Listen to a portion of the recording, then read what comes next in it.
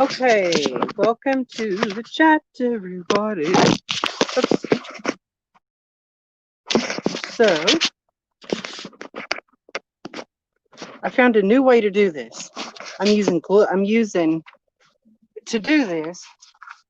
What I'm doing, and I saw this trick online.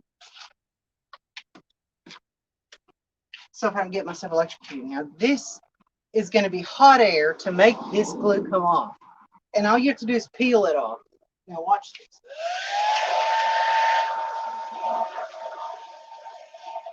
I use the hot air.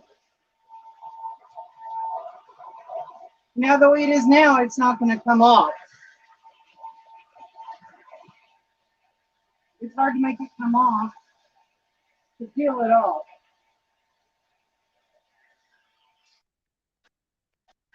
This is a piece I've already been peeling off.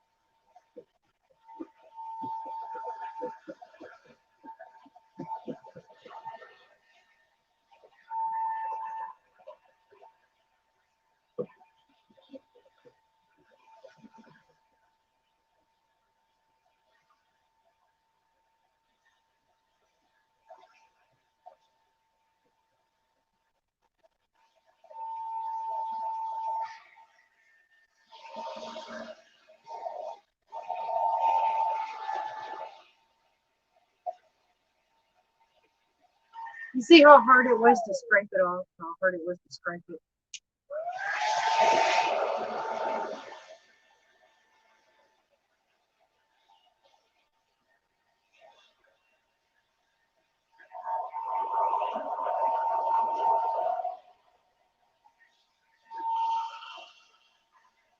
See? It's coming off in bigger pieces.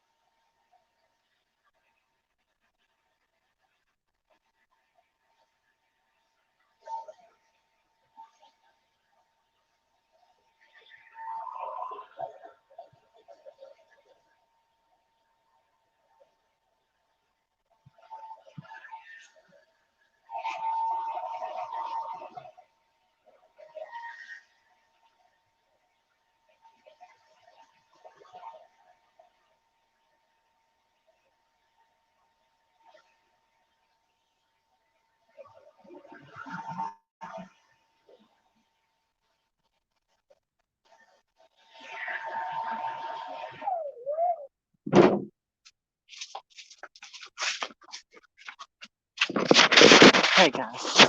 Let me move you closer in.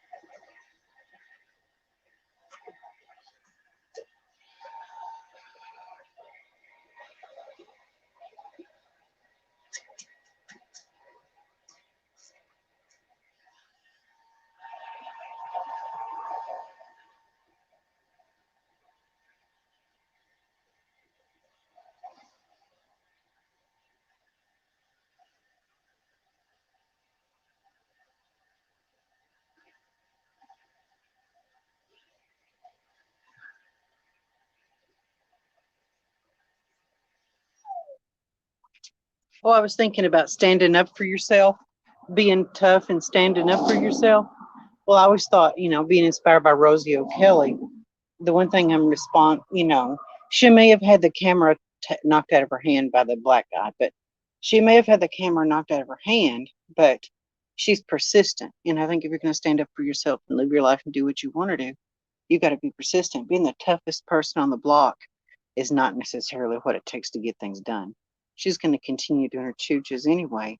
And so no matter what, she's going to continue to do the chooches. And she's persistent, and that persistence in a way can win over, brute force and toughness. You can be tough in the sense that you're going to not back down, not necessarily that you have the biggest arms on the block or the biggest biceps on the block, but that you're persistent and that you're not going to back down and you're not going to change your mind and you're never going to change your mind. To me, that's what's important, is that being tough, not being pussies, and sticking in there with it and doing it, not giving up and quitting, but standing up and doing it. So persistence, just like the tortoise and the hare, the persistence trumps, physical strength, but endurance, so think about that. Let's think about that.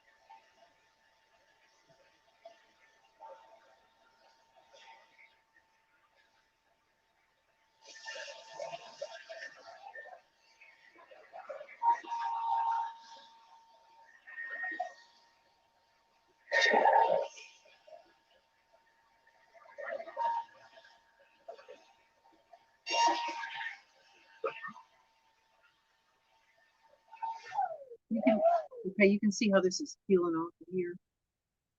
I've got some in the back of my truck. I've got some water in the back of my truck. So I'm going to go and let that water out of the back of my truck.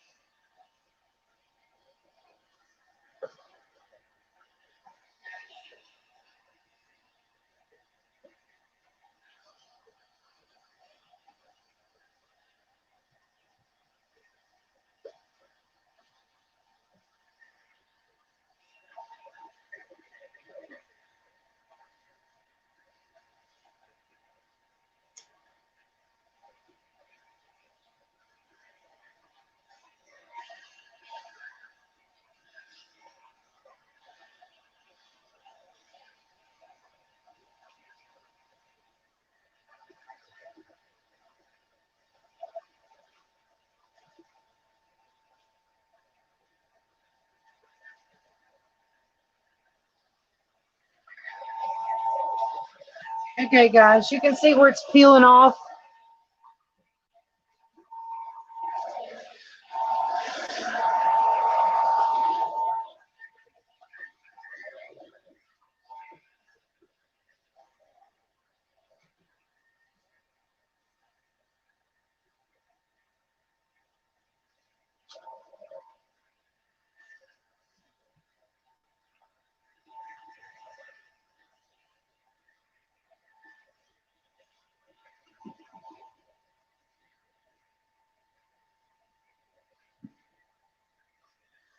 Here we go. See?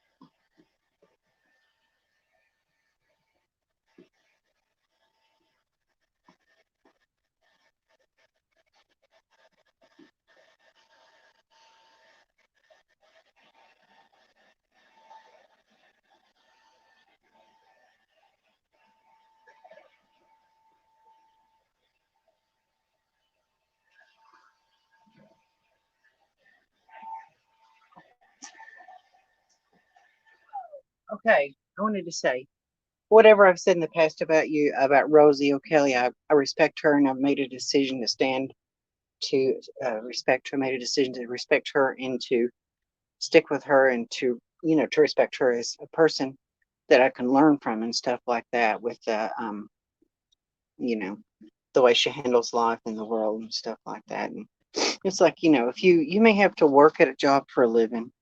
You may work at a 9 to 5 job for a living, but like her, you can like retire early. You can retire as early as you can, whether you can retire in your 60s, where you're 60 or 62 years old, or you can retire in your late 50s. Army people sometimes retire in their 50s. If I can find a way to retire early, I will if I can. Like I said, I've worked off. I've had time where I've been off work for periods of time, not long, long periods of time. I've worked since I was 17. My first job was when I was 17, and it was just a part-time job for $20 a week, salary year round, as a groundskeeper at a church. So that was my first job in 1991. 1991. That was my first job. So I've been in the work world for 28, 29 years. And so doing odd jobs is work. So I mean, if I retire early, I'm not someone who's never worked. I'm still a person who has worked in life. I've worked in life. I'm not just a person who's never done anything. I'm someone who's worked. And if I can find a way to retire early myself, as early as I can, and maybe work part time or work for myself after that, either way, I'll do that. So that's all I have to say about that. So I'm trying not to be wishy washy, and I'm trying not to be a flip flopper, like people call a flip flopper. I'm trying not to do that. So I'm not a flip flopper. I don't want to be a flip flopper. People like that don't have any integrity. And so people like that don't have much integrity. So I'm just trying not to be a flip flopper and just try to be honest as I can be.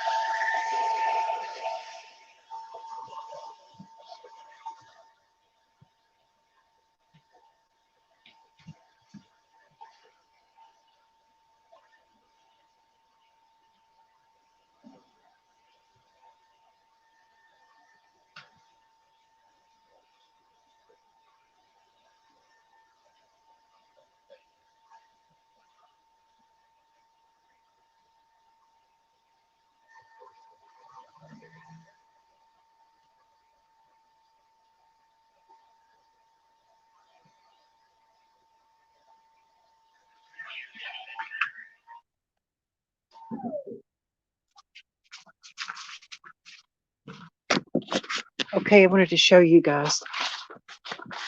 This is what's called an east to west bed. So I want a north and south. So what I'd like to do is the way they build boats is with a fiberglass nose um, put onto the front of here that's maybe 2 feet, and it'll be on the corners, it'll be rounded on the corners, and then it'll come to a point in the front, in the middle, and it'll be rounded. And it'll just be a fiberglass nose cap to go on the end like newer campers have. So, and it'll butt right up to this window and come down. And then it'll just, where it slopes down, it'll just slope down for another 2 feet and it'll be rounded in the front. Use maybe fiberglass and rigid foam, and you can put epoxy and fiberglass cloth on it. You can surround it with fiberglass cloth. That's how they build boats. If they build plywood boats, they cover them with fiberglass. And this old man named Sven Järvind, that's Järvind in Sweden, he builds boats entirely out of rigid foam. He has small boats, he builds them entirely out of rigid foam. He just takes foam and shapes the boats out of foam, hard foam board, like insulation, foam board insulation. He takes the foam, rigid foam, and he fiberglasses it. He puts fiberglass over the foam, he builds a boat that way. And I'd like to maybe extend the back end out 2 or 3 feet, 2.5 feet. Might, have extra space in a place for an enclosed generator. And it'll be built, the back end will be fiberglass. And if I can salvage this aluminum, I put it on the very back end cap, and then the rear quarters will be rounded and molded. And I might get some tail lights off of a van, some real van tail lights off a Chevy van or something, and put them into the fiberglass, build them into the fiberglass so they stay on there. That'll be mine. And I'll have a place for an RV washer and dryer unit. So there's a camper called a Shadow Cruiser, and the Shadow Cruiser is made that way. It has a fiberglass nose cap, just like a lot of newer ones, and then it has these little rear quarter pieces with built-in tail lights that are fiberglass. So I might do that to this camper in the future. So I just wanted to let you all know. Tell me in the comments what you think about that idea. I think it's possible to do that and make it look decent with fiberglass. Then I could have a north and south bed, which is a long bed with a full-size bed or even a queen bed in here. There's no sense in getting another camper. Just fix this camper. That's the best way. And just persistence, toughness, meaning persistence.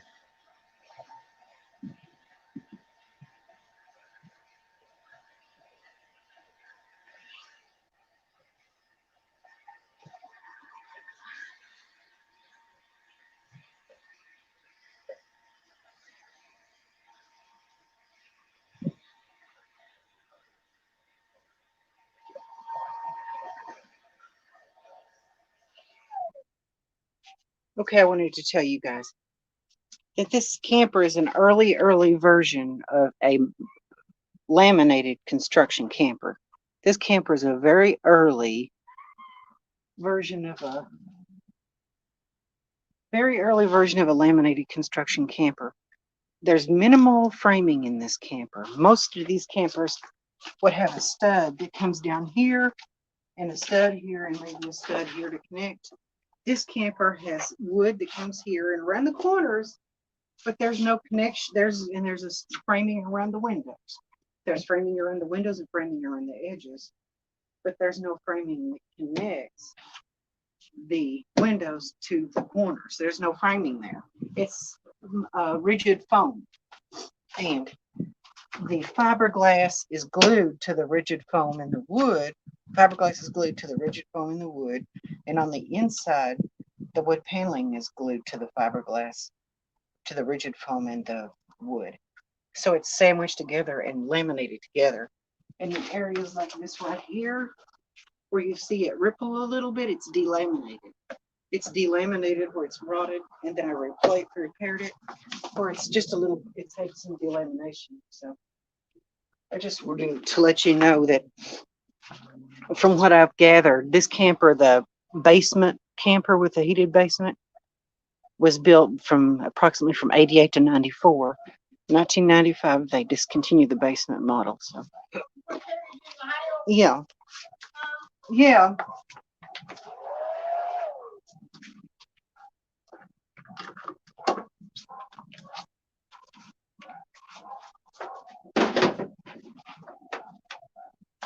Can I put you on film? Do you want to say hi to the YouTube? Do you want to say hi to YouTube? Do you want to say hi? YouTube. No. Hello, here's my mom. Hello. Good. Okay, now, this is her nice new Honda Elantra, 2010. So anyway.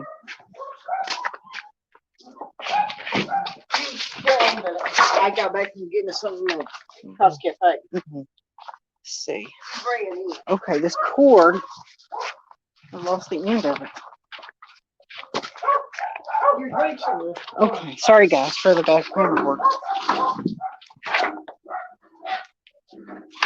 Yeah, so anyway, Mom went to get us some Mexican food. So it's from Casa Cafe again in Richmond. It's a burrito. It's a fajita dinner. So anyway, so yeah, I think that being transgender, in society, I think I got a lot to learn from Rosie O'Kelly and how she choo-choos on the streets. I really admire her just for being who she is and being on the streets and not backing down. She could have quit choo-chooing when the guy knocked the camera out of her hand and got upset and said, "No, I'm not going to do this anymore. This is dangerous."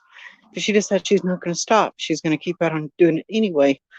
Sometimes you just have to look at life and see what you want to see and just do what you want to do. So in this amount of time, I've got some of this off of here so you can see the delamination. But yeah, this camper is built of is a laminated construction.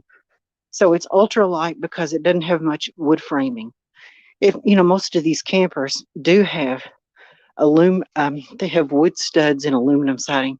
This is fiberglass siding with no studs. It doesn't have studs in the walls because in a few places it has studs. It has a stud that comes up here, but not all the way up. So, there's a wood piece here and a 2x4 or a 2x3 that comes down through here, but there's nothing connecting the window to it like a normal wood frame camper. It just has rigid foam insulation, which is an inch thick, rigid foam.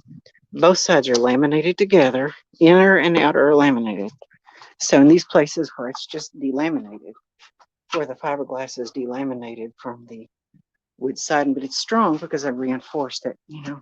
I have a metal reinforcer there and some metal reinforcements. So here's the basement, how you dump your valves in the basement. So the camper was really ahead of its time, and so Coachman is a good brand, and so this is built 1988 model, and so it has it was way way ahead of its time before they really had very many basement model heated basement Four Seasons campers in 1988. So it's one of the first truck campers that were heated basements. I guess the heated basement didn't go over well back then because who would want a truck camper with a heated basement, a Four Seasons truck camper, a fifth wheel or something, yes, a heated basement, but a truck camper, I mean, that's why it comes up high. You see how it bumps up high? That's why this camper's kind of tall looking. It bumps up high. It's 8.5 foot. When I first saw it on Craigslist or whatever, I saw it on there and I thought it was a short wheelbase camper, like a 6 foot long truck camper. Kind of looks like that from a distance, but the odd proportion is where it's taller than normal, taller than usual, where your living space is up high, jacked up high. So this is your floor. The floor of your camper is here. And we're here. The floor of your camper's here. The basement's down here. Floor of your camper's here. And so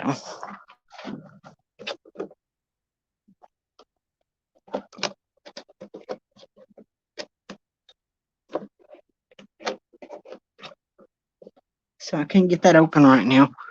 But yeah, so I'm going to be doing another video about the camper and going through all the other campers like this I've seen. I've seen some other campers like this online, trying to piece together the years that they made these campers, trying to piece together the years that they've made them and the years that they manufactured these, because it's kind of hard to find information on these campers as the years that they manufactured them. So the truck needs work. When I get a job, I'm going to do some work on this truck. I'm going to either put another bed on it, another bed maybe, used bed, a good clean used bed. Take get some moldings like fiberglass running boards, and someday I would like to have fiberglass running boards, ram air hood, and I want it to look sharp. And I'll repaint this truck. I'll just give it a new paint job.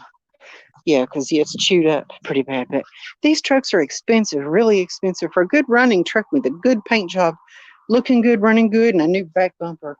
These truck like this in Kentucky that's in good shape, running good, you're going to pay money for it, $3,000 at least. You're going to pay $3,000 for a good truck, a good Chevy truck, a 3/4 ton. You're going to pay at least $3,000. Okay, like I said, it's a 2,500. It's a 3/4 ton. Okay, so I'm going to cut you all loose, and we'll catch you on the flip side.